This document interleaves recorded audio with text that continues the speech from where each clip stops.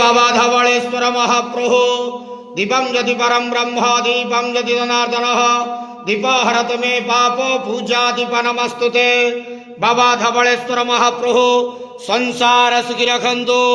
आज ज्येष्ठ मासर शुक्ल दशमी शुभ गुरुवार रे समस्त श्रद्धालु भक्त मान को आश्रीपद करंतु। मनस्कामना पूर्ण करंतु। कर्म क्षेत्रोन्नति करंतु। ग्रहरिष्ट खंडन करंतु।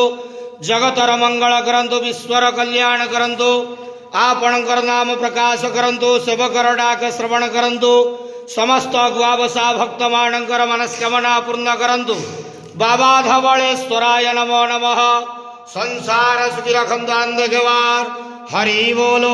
आज ज्येष्ठ मासर शुक्ल दशमी शुभ गुरुवार रे समस्त श्रद्धालु भक्त मान को आश्रीपद करंतु अंधेवार हरि बोलो।